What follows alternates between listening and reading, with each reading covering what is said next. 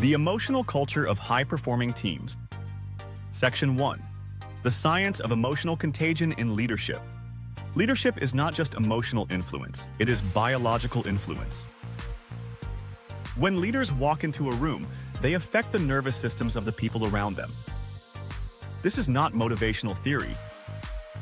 This is neuroscience, physiology, and decades of research on emotional contagion. People subconsciously mirror the emotional state of the person with the most authority or the most presence in the room. That means your team is literally syncing with you physiologically before they process anything you say. This is why energy is not a soft skill. It is a performance skill. It shapes the cognitive, emotional, and physical readiness of your team. Let's break down the science in a way leaders can actually use. 1. Mirror neurons. Why people copy your state. Mirror neurons are specialized brain cells that fire not only when a person performs an action, but also when they observe someone else doing it. These neurons are the foundation of empathy, social learning, and emotional mimicry. When your team sees your posture, your facial expression, or the tension in your shoulders, their mirror neurons begin firing. They subconsciously replicate your emotional state. You walk in calm and confident. Their nervous system mimics that calm.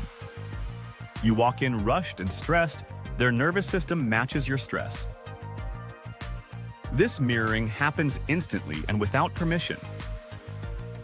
Great leaders understand this and shape their own internal state before stepping into the room. They take ownership of their impact. 2. Emotional contagion. Why your mood spreads like weather. Research shows that emotions spread through teams like weather patterns. If a leader is anxious, the team becomes anxious.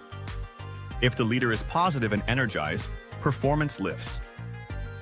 This happens because the brain looks for emotional cues from the person who provides structure, direction, and authority.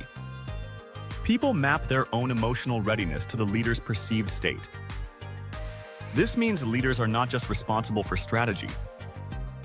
They are responsible for emotional climate control. There were days when I walked into the office after a morning workout clear-minded, energized, and ready to go. The entire team elevated instantly. People smiled more. Conversations were lighter. Deal troubleshooting was faster. Those days, I could feel the lift in the room before a single metric was pulled or a single deal was discussed. I have also experienced the flip side. Days where I walked in tight, mentally stretched, or carrying stress. Even if I tried to hide it, the team felt the weight. The room operated at a slightly lower gear. People hesitated more. They waited to bring me issues. They sensed the shift. Your emotional state shapes the team's emotional state, and the emotional state shapes performance. This is not optional. It is science. 3. Nervous system. Regulation. The leader's hidden advantage.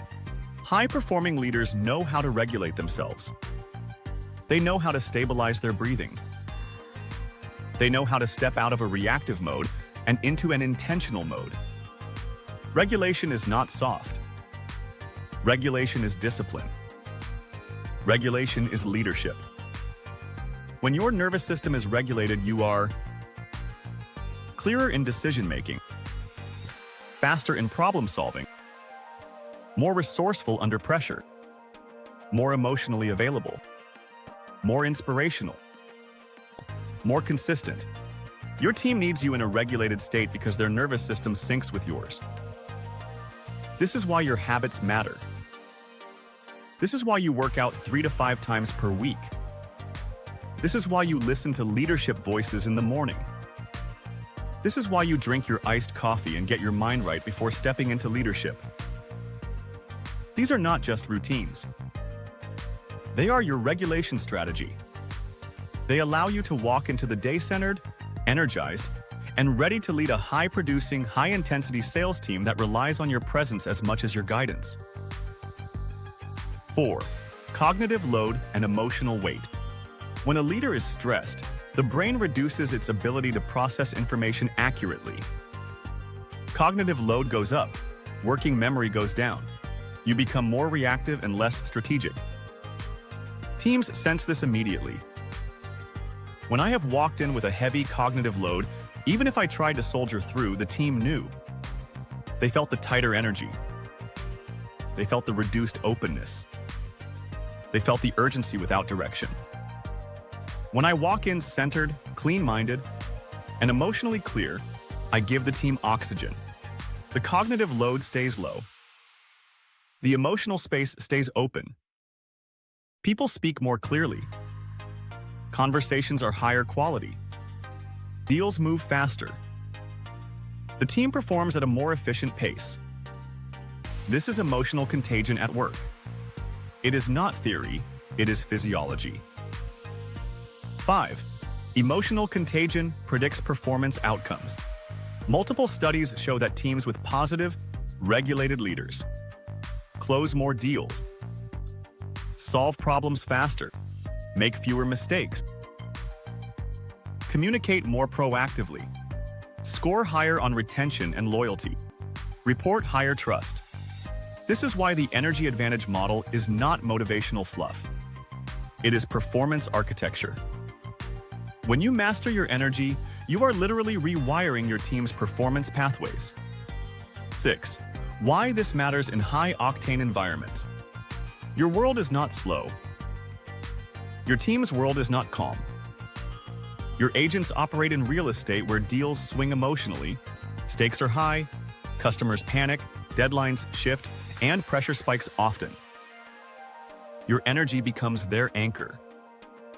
When you show up centered, disciplined, consistent, and calm under pressure, you become the emotional stabilizer that lets high performers stay high-performing under changing conditions.